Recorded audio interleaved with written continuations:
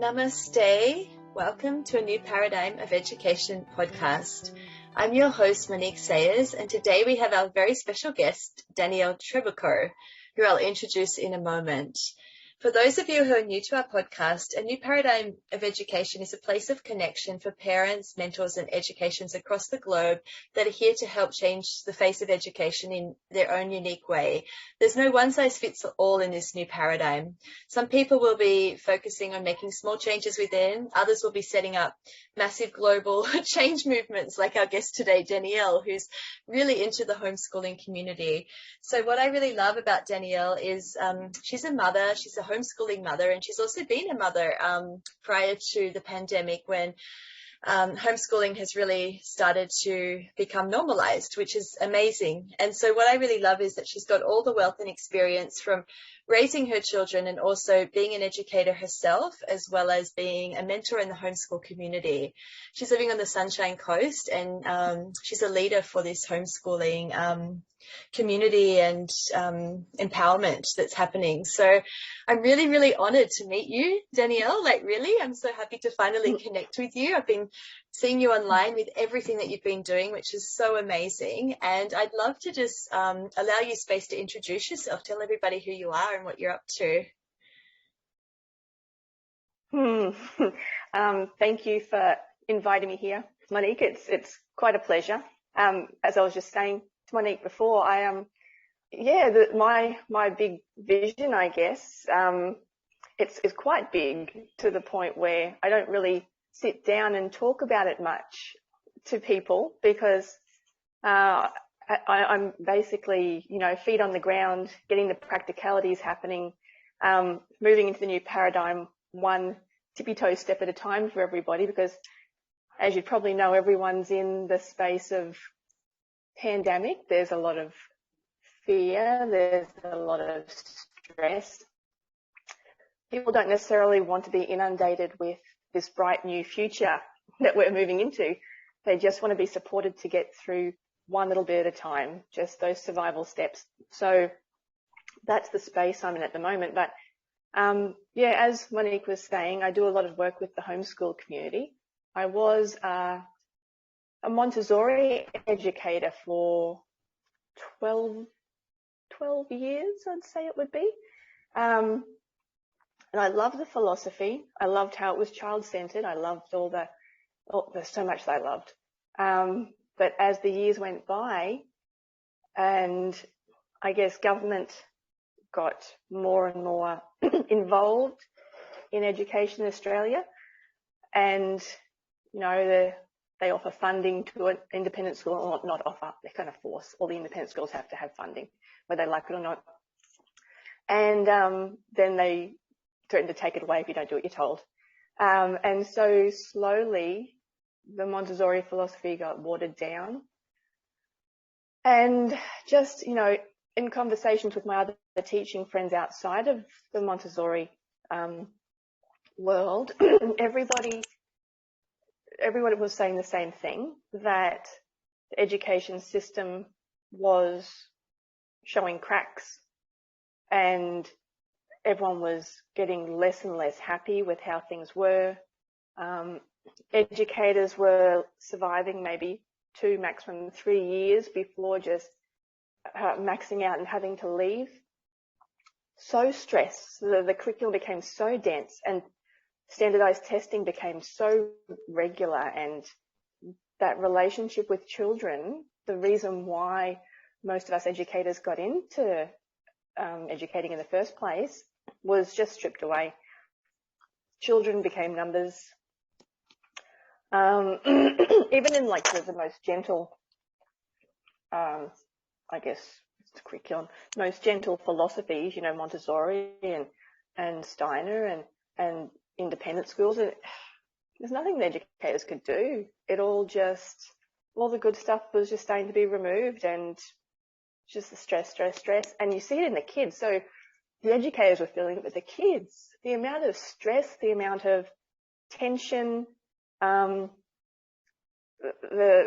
curriculum didn't take into account anybody's needs, really. It was, a group of people somewhere put together this group of information, say, okay, out of the entire universe, this is the stuff that's most important, learn it and do it in those 12 years of schooling, and then you will know all there is to know, and then you can go out in the world and survive, do what you got to do. So yes, between curriculum, between government pressures, between the social, all the social stuff, like we've felt it especially through COVID. Parents are obviously stressed. Everyone has this tension and this heightened irritability. Like everyone just, and the kids are picking up on that, and they're taking that to schools, and they're hothousing it basically, and turning it into the most intense bullying. Then you've got your kids going to school wearing masks, and that just adds that extra level of anxiety and fear. I mean, when you can't see someone's face, it's a natural human drive to want to see someone's face and know what the emotion is that's coming from there. And so the kids couldn't even do that. And so, pardon me. Yeah, so parents started pulling their kids out of the education system. It was the homeschool community has always been there. It's always been, quite a beautiful, gentle world. But then suddenly the numbers started to build up. And so basically I left the education system, started up my own little, little mini kindy kind of thing. And that was going well. But then COVID came along, and for multiple reasons, I lost the space I was working from. And because what I was offering, I won't say it was under the radar. I'll say it was the parents who were involved didn't want government involvement, which is totally understandable. And so we just did our own thing. But then when I lost my space, trying to find another space that was appropriate wasn't really happening. And so I just sat in spaciousness, which I hadn't done, I think, my entire life, for months of not knowing where I was going or what I was doing. I love the homeschool community. People started coming to me asking for support with their homeschooling, so I started doing that.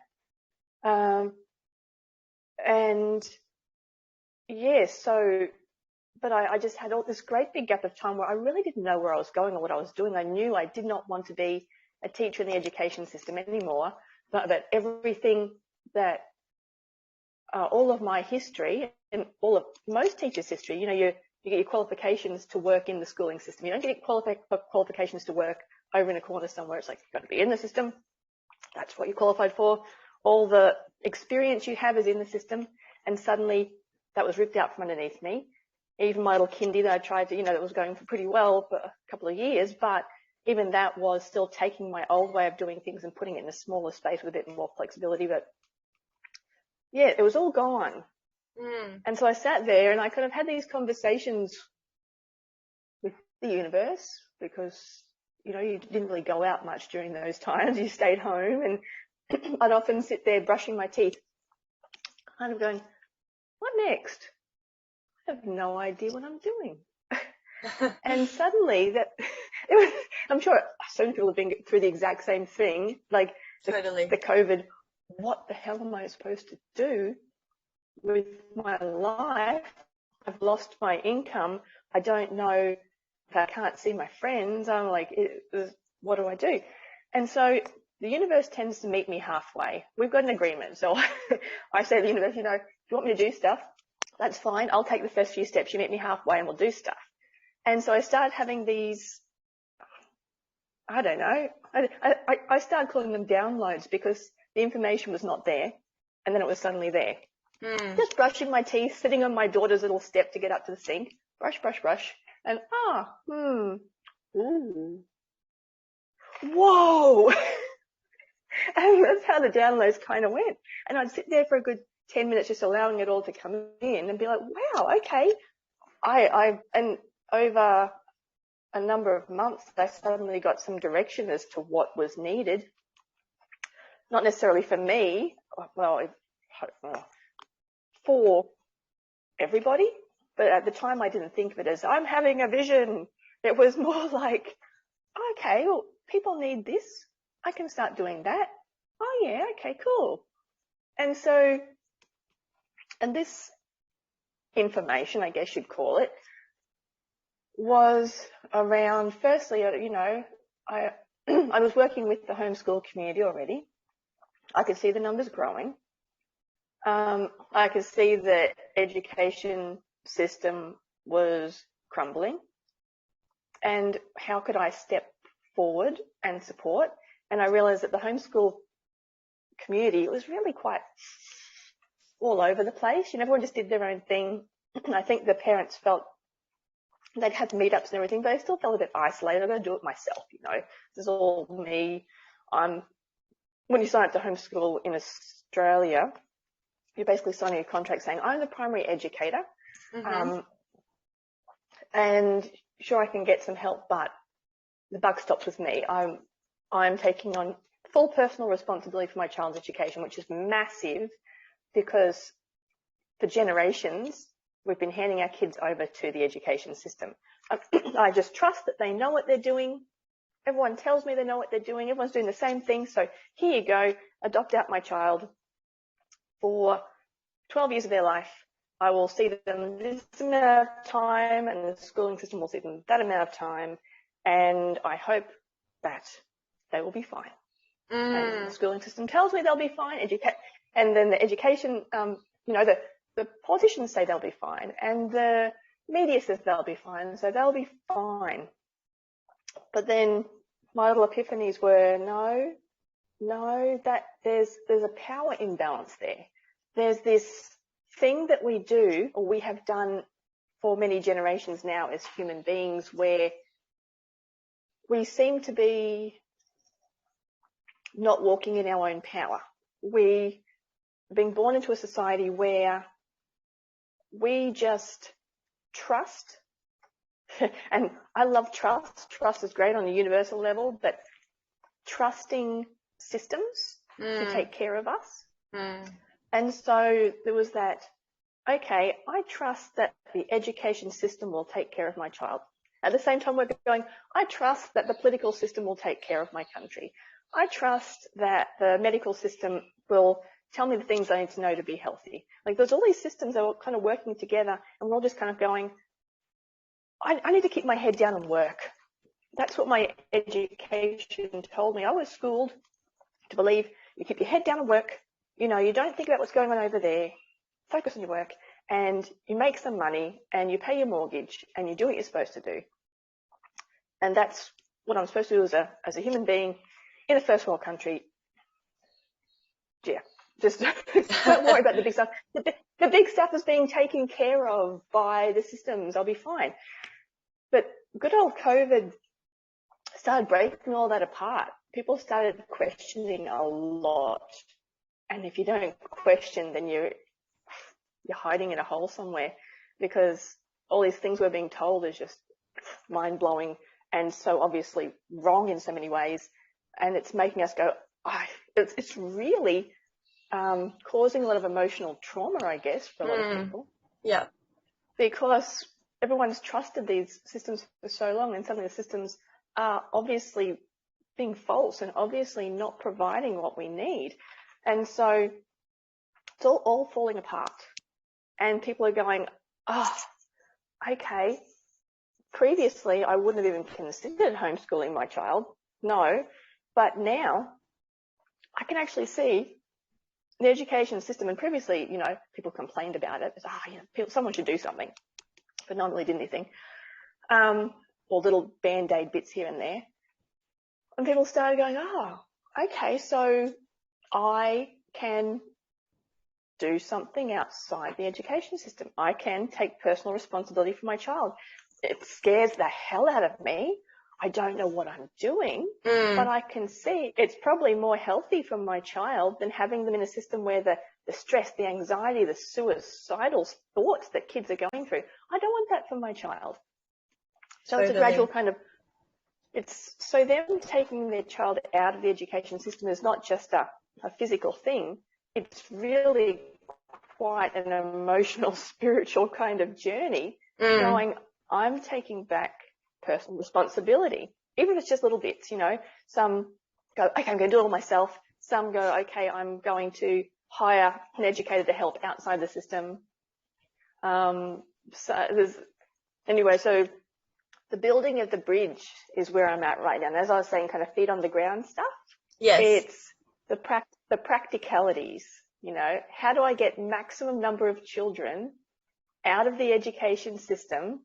What do I need to do to support?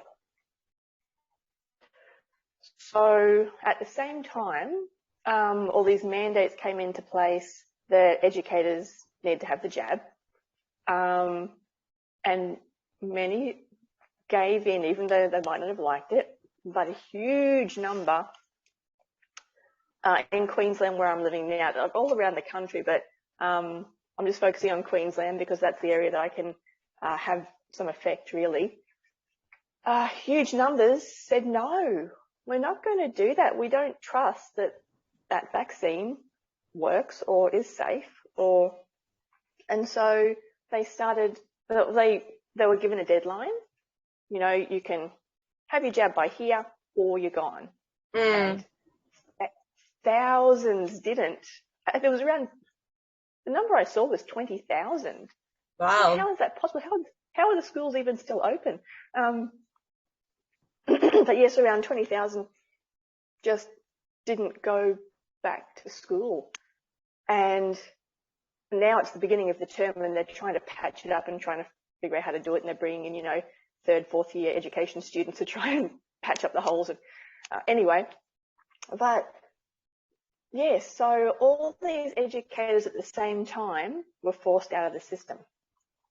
All of these, and now one last big push of families who are still holding on, a whole big new wave came out because there was this fear. The schools started putting in, having on-site doctors in schools. Oh, wow. And everyone's going, that's not all of them, but some of the schools, that's not right. That's weird. All the high schoolers were mandated to wear masks. All the younger ones were highly recommended from year 3 up to wear masks. And the parents are going, no, this is all just getting too much. It's ridiculous. And so this last big push of families bringing kids out of the education system happened. But so there's a big leap between getting your child out because the system is bad and then diving into that full personal responsibility of I'm a homeschooler, I'll do it myself. So there's this space in between. It's where I'm trying to support at the moment, where I'm trying to get all these educators, I call them free educators because suddenly they're not behind bars anymore. They're out there and doing what they want to do. So I'm helping them set up businesses, whether it's tutoring, whether it's drop-off days, whether it's classes, whether it's, supporting homeschool co-ops that are starting up. So I'm trying to get them motivated and feeling empowered to do that kind of stuff, which is going pretty well. There's still a fair few floating around lost, but there's a lot of the homeschool community suddenly got massively big and suddenly had all these other opportunities. My friend Bethan started up a whole new website called Homeschool Heart, and it's the place where you can advertise for free all of the things that are on offer for homeschoolers. And it's just gone from little to boom. And so she's trying to juggle that. It really is. It's, yeah. So I'm so proud of my community, I guess you'd say, because even though it's hard times and a lot of the new homeschool parents are still going, I've got no idea what I'm doing. And a lot of the free educators are going, I've got no idea what I'm doing, but they're just taking one step at a time and building all this stuff. So that's exciting. That's the bridge. Well, that's the start of the bridge, really, because my vision is quite a bit bigger. I'll take you through my steps in my head of how I think it's going to unroll. Yeah, yeah. Going straight to bam, this is the vision. Because humans don't really work like that. Have this huge, big, awesome thing that's going to exist and then suddenly be fully 100% into it. They usually just make their way in little steps towards what this future will be. And so I I hope, let's see. I would like to see, and I think the way it's going to unroll is that parents will get a taste of freedom. They'll realize, oh, I actually have a say in what my child learns. Oh, okay, so my child, they actually have things that they love and they want to learn about. I think a lot of parents will start off with a curriculum. You know, that's how it's always been done. It's really just grab yourself a curriculum, work from that, or grab yourself an educator who's starting up a class, who's working from a curriculum, and go from there. But slowly you start thinking, oh, well, my daughter doesn't really like those particular bits of that subject, and I think I'd rather them go to a couple of different cool classes during the week rather than 5 days a week of doing curriculum at a desk. And so it'll be a slow process of everyone getting more and more empowered, you know, getting used to having the freedom to choose. So at the same time, you've got families coming together. So that sense of community that, well, it's kind of been, school has been put in place of community. It's a system, it's not a community, but people are starting to create mini communities, you know, 10 or so families coming together for learning because parents need support. They're feeling like, I need some support. How am I going to do this? And so they're coming together in co-ops where the parents support each other in learning, and they might hire a tutor for 2 or 3 days a week for a few hours for support. And so I'm seeing this, and I'm supporting this as much as I can, popping up all around the Sunshine Coast where I live. And I foresee this expanding exponentially. Like I just have this vision of homeschool co-ops like this, you know, 50 odd or more. Just to meet the need of all these families who need community, who need support. And they start, it's like building real community from the ground up starts with children, because children are our ultimate motivator. Yeah. So previously, it's like, oh, we're going to have a community. We love the word community. It's so great. But people weren't particularly motivated. And if the community got a bit annoying, then they'd just tap out and community would dissolve. And community has become a bit of a fairy floss kind of thing. But community is actually a survival tool. And when things get hard, community is the area that you go to, that you fall back on, that makes it okay. You've got support. And when you've got children who no longer have a system to be in, and in many cases at the moment, parents who don't have consistent incomes anymore, businesses that are falling apart, like children are kind of the foundation for community. Okay, let's start with our little learning communities. I call them learning hubs. Yes. It's a place where kids come together.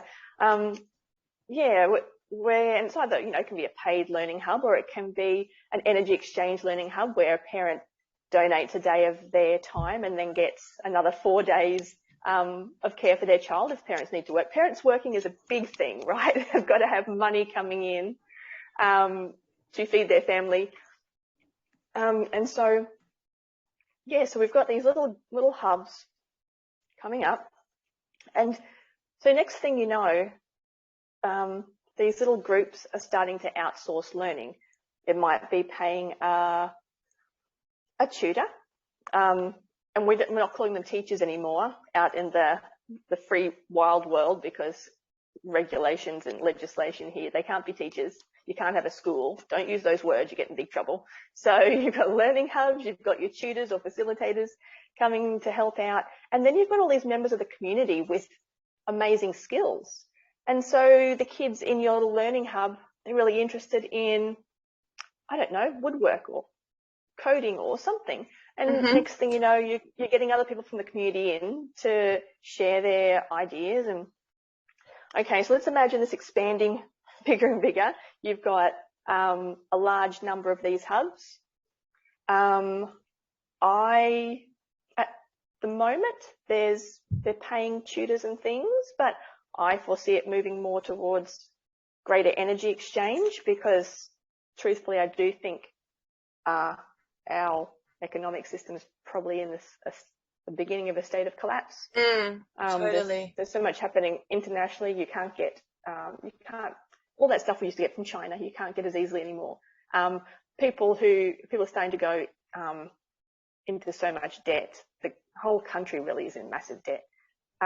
We're starting to see food shortages, where the stuff you used to be able to get at the supermarket, you can't necessarily get as easily. And so it's going to be a process of money won't be as easy to come by, let's put it that way. And so, again, people have already started with COVID doing a lot more growing their own food, doing a lot more energy exchange, or choosing cash over other kinds of currency. So it's all this stuff happening together, moving towards this need for community. So we've got this education paradigm that's growing up through a need for community, through this freedom to choose, and this awakening understanding that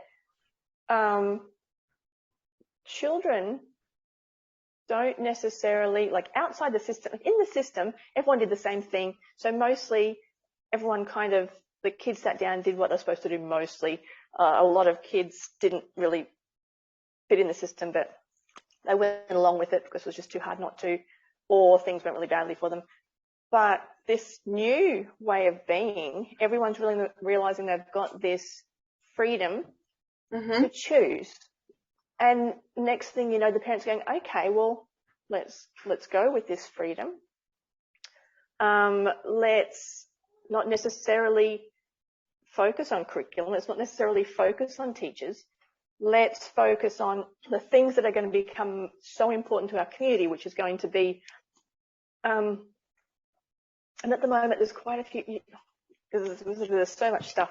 So even going to university is becoming problematic for those who haven't had the jab.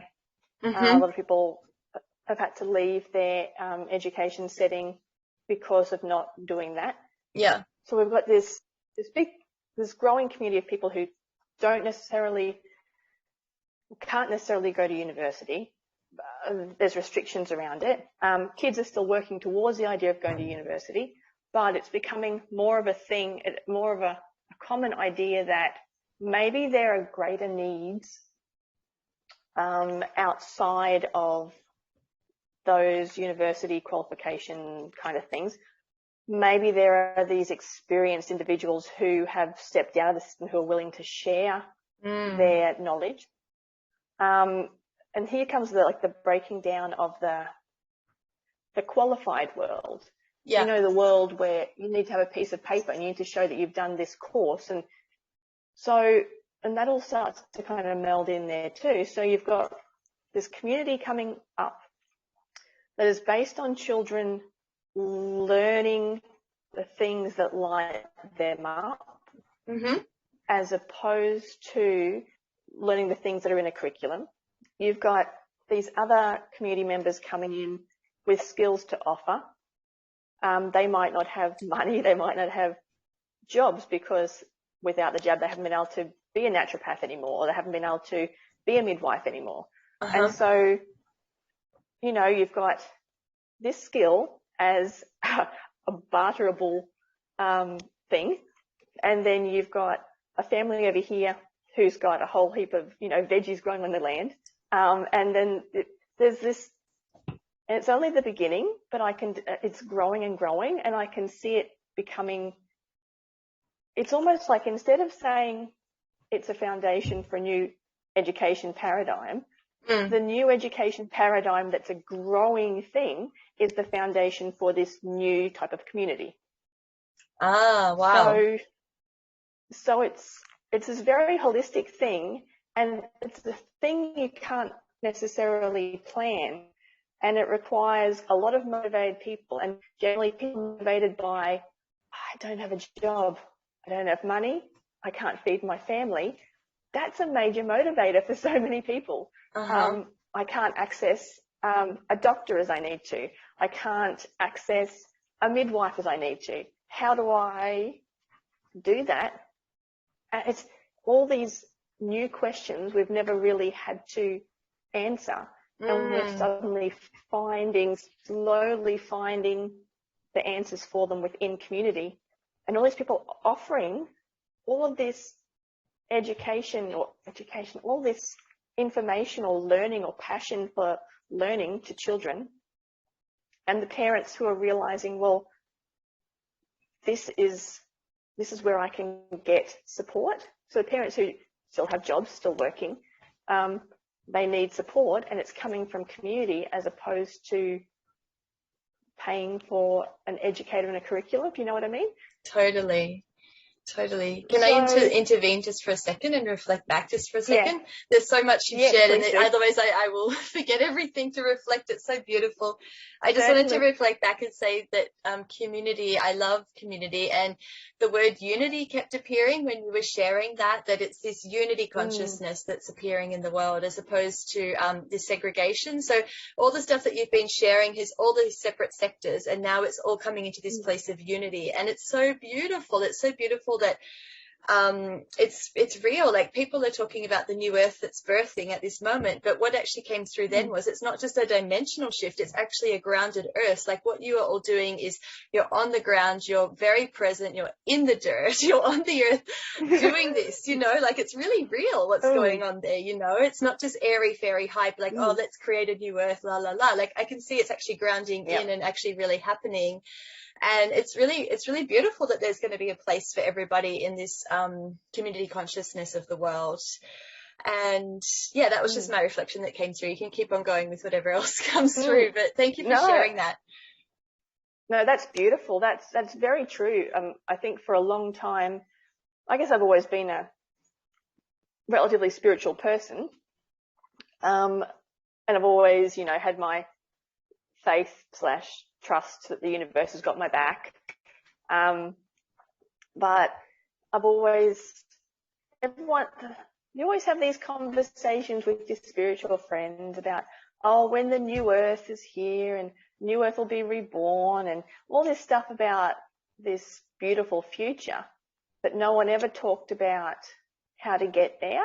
It was almost like, one day, the rapture would come or something. And everyone would, the people who weren't, doing the work would disappear or something, and everybody else would be here, or we'd just upgrade to this new dimension. And there was all this kind of weird, wishy-washy stuff that was beautiful, but it felt out of reach. It felt like, sure, I don't know how. One day I'll just be so conscious, I just upgrade and nothing will touch me and I'll float through the world. I don't think anybody, or I never really thought about those steps to get there.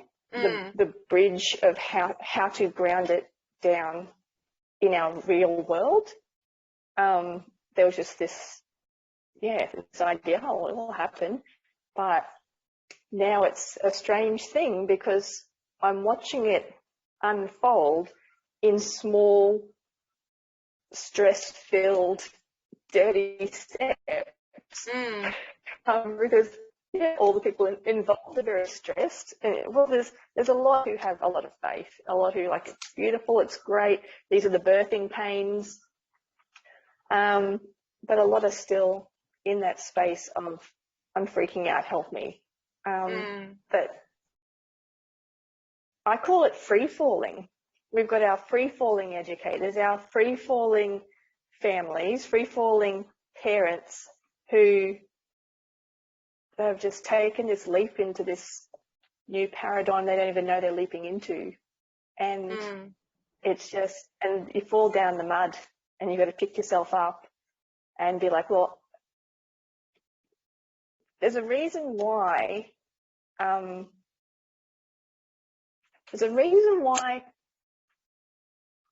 this new earth has to be based in the need for our children's needs, because nothing motivates humans in general than a child in need, right? When you see a child crying, even though it's not a parent, like it's this thing. And so when children are suddenly in need, and especially when it's our own children, like the things you won't do for your own child. And so even your own spiritual development, all this stuff that you don't even look at, suddenly you're being forced to step forward and do this stuff you otherwise wouldn't do because your children are in need and you just have to do it.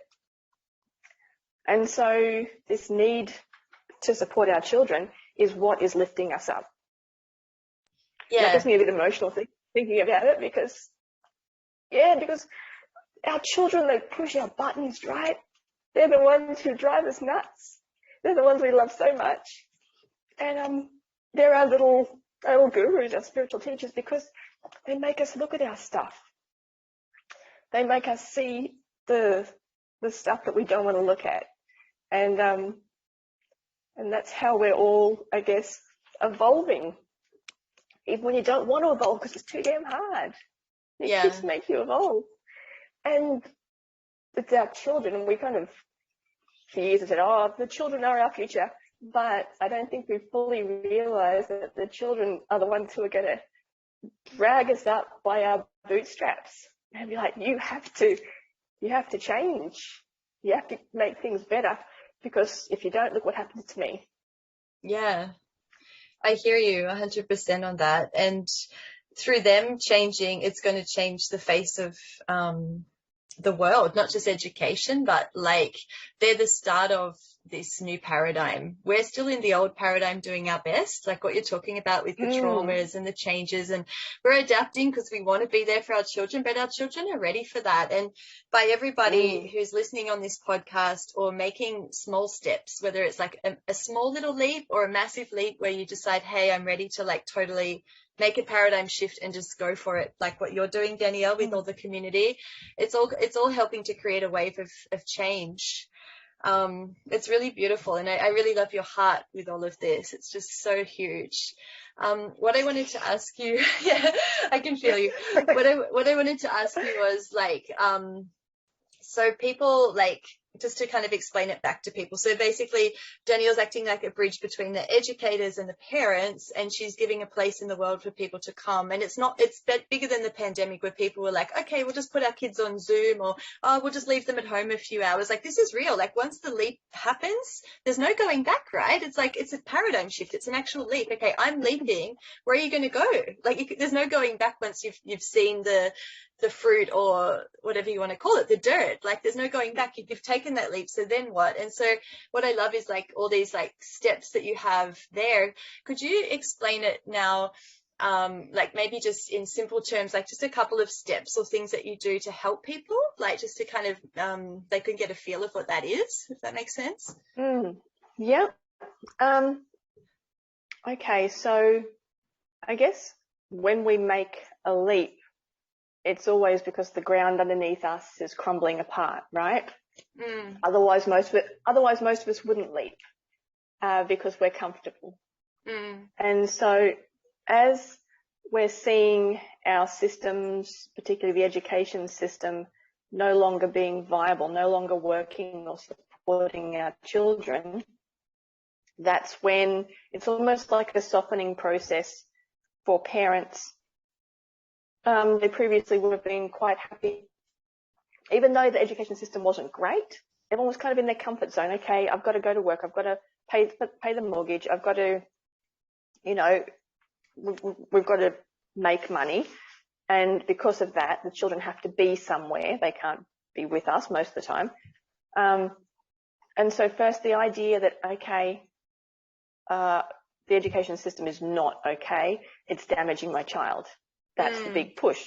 All right. So then there's the adaptation. So if I'm taking my child out of the system, I have to figure out how to make money in a different way. And maybe it's, there's so much shifting of our own way of looking at life from, I work 5 days a week, I make money, I pay the mortgage, child goes to work, our child goes to school. So there's that softening and that becoming malleable as opposed to a set way of thinking. So what I've been doing, there's my homeschool mentoring. So if this is how I try to make money as best I can. People come to me and they get support, and I might help them with, doing their plan for, because you've got to register here for the home education unit. You just the little plan that freaks people out. It's actually not that hard, but it just freaks people out. So I help them to transition over to homeschooling. And then if they need extra support, like someone to talk to, I'm happy to be that person. But mostly the big thing I promote is community. So when you go from being this isolated little person or isolated little family, desperately trying to survive, child trying to survive school, you're trying to survive work, and then a need pushes you out of that into a more malleable kind of headspace. Okay, I just lost my train of thought. Maybe I was going in the wrong direction. There's this shift in personal responsibility that's massive, as I was talking about before. And so there's a breaking apart and a mourning around an old way of doing things. And there's a letting go and moving into this idea that, expletive, I have to take charge of my life. And that's quite traumatic for a lot of people, the taking charge of your life thing. And the thing is, in the past, homeschoolers have, I'm going to take charge of my life and I've got to do it myself. I've got to be fully personally responsible. I'm going to do it all. But I'm trying to put in place supports so that it doesn't have to be quite so traumatic when we've got community. So I'm trying to support these new homeschool families to find their people. Go onto Facebook, go onto wherever, put out a post saying, hi, I'm so-and-so, my kids are so-and-so. We love doing this. Let's meet up, and trying to bring people together. So you've got your like-minded friends, and this is like no money involved, friends, people who are on the same wavelength as you.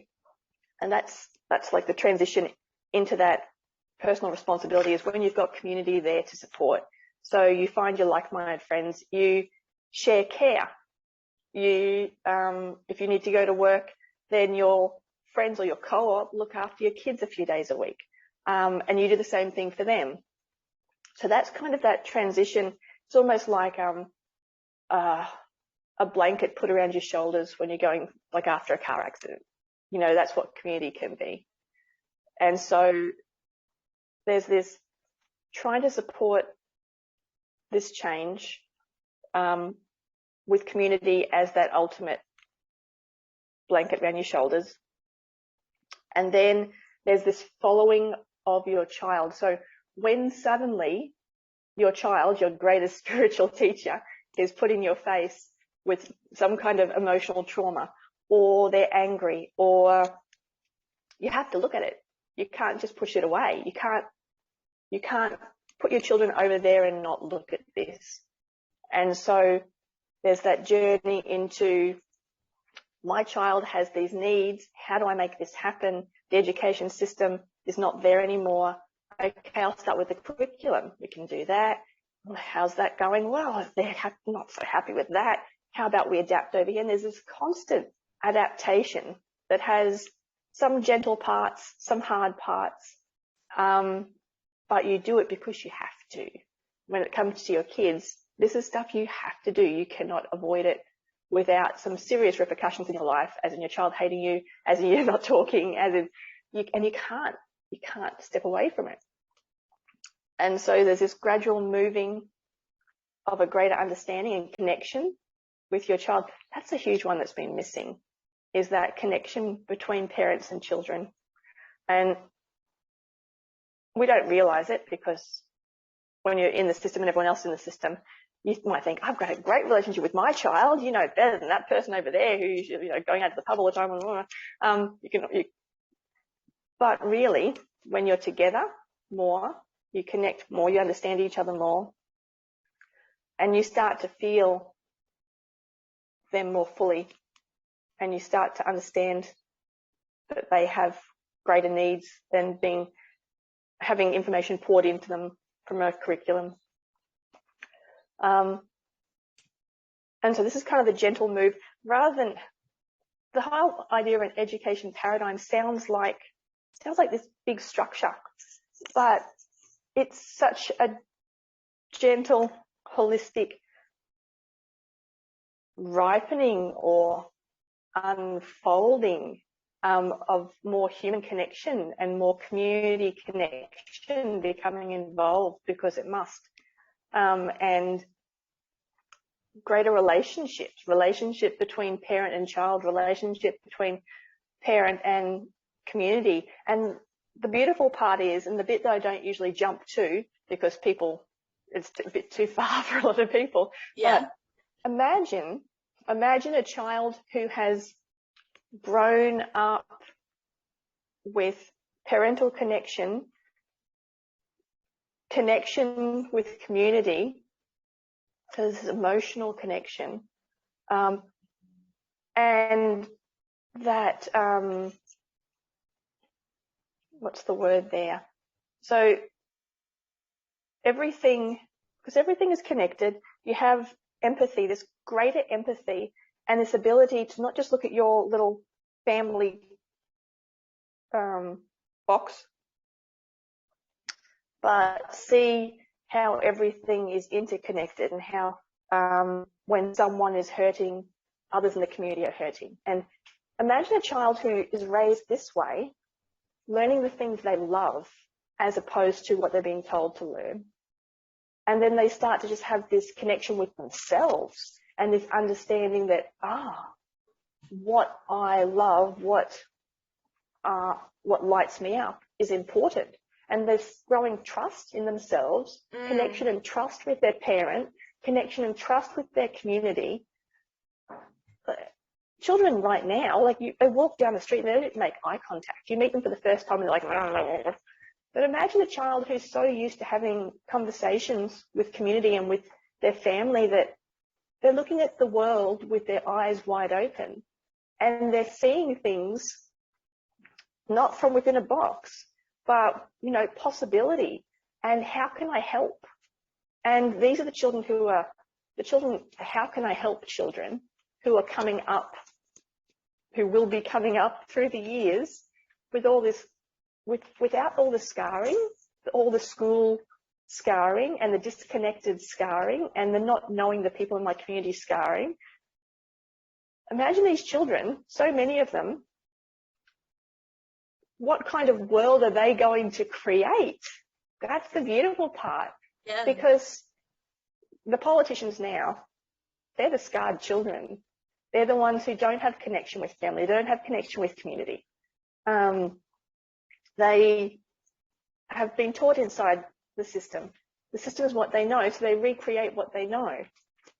These children who they know connection, they know themselves, they know that feeling of what it is to be loved, by not just by their family, but by all these people in their community. And they're just this is the new earth. It's not the sudden, rebirth of the new earth, the whatever it is that people talk about. It's this gentle, like an unfolding, a gentle, and I feel like it's these warm waters kind of starting to rise up, and all the hard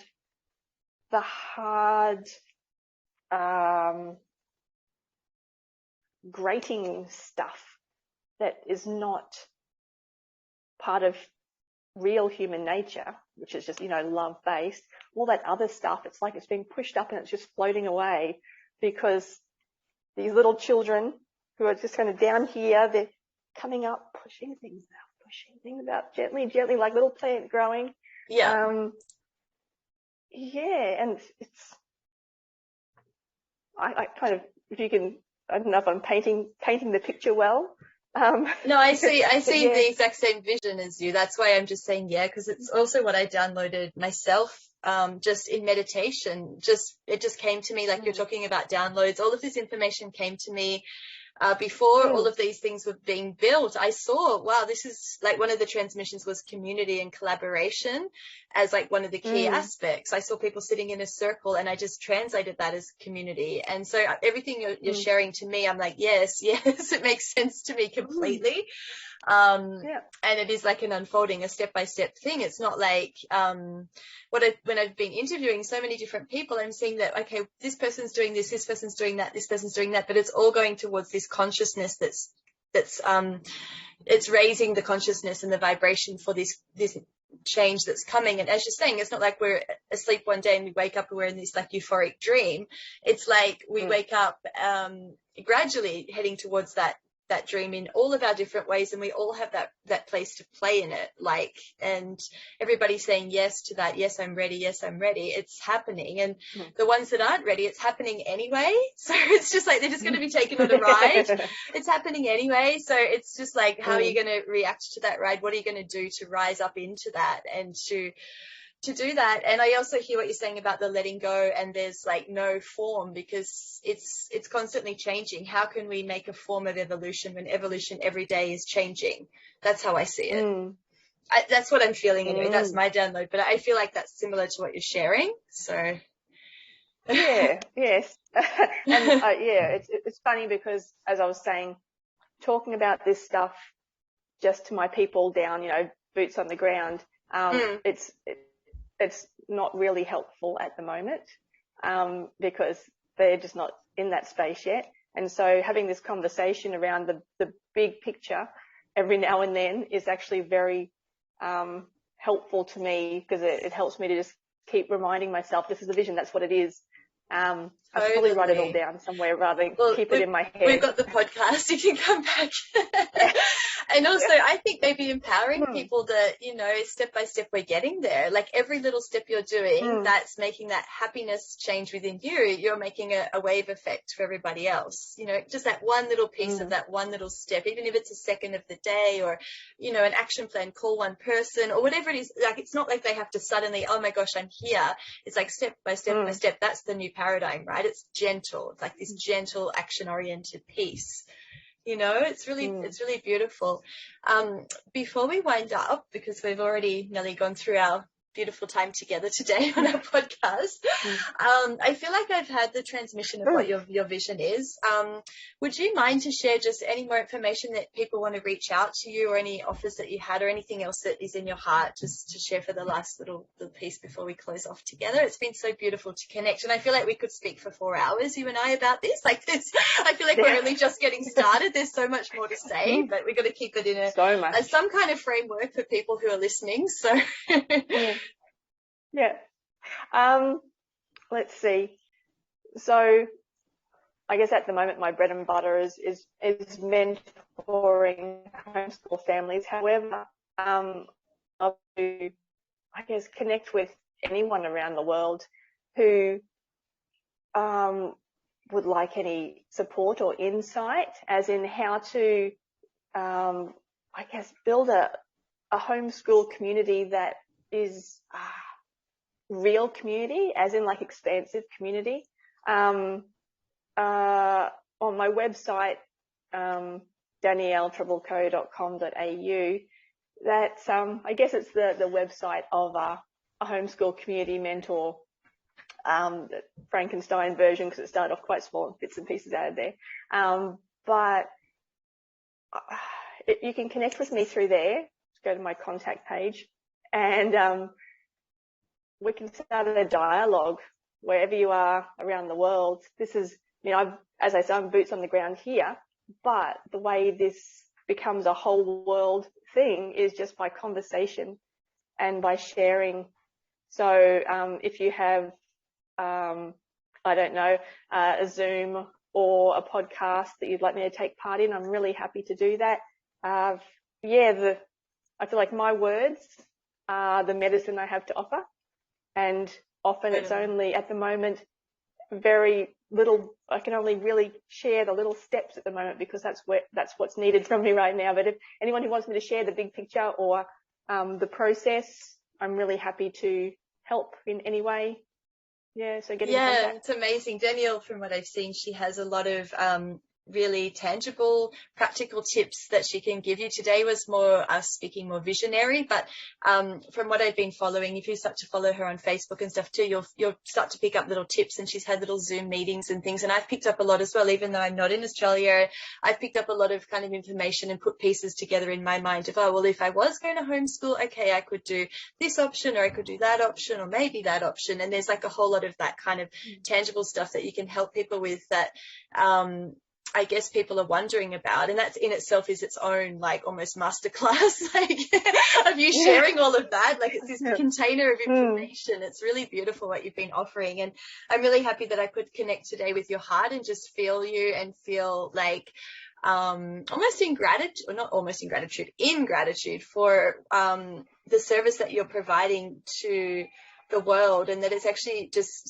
sincere, like it's coming from that place that you sincerely just want to make a change and support our children. Like it's nothing more than that. It's not you just, I'm Danielle and I'm the homeschool queen. It's like, no, I need this change. It's necessary. People need this change, and how can I serve? And that's how I met you online. I just saw this energy of how can I serve? And I just was like, wow, this woman needs her own podcast and needs people to reach out to her. So I really, really thank you for joining us today on a New Paradigm of Education podcast. And I know that this information is going to be so useful to so many people, and please reach out to Danielle, because as I said, she just has a lot of different ways of explaining homeschooling to you depending on like where you are at in your journey.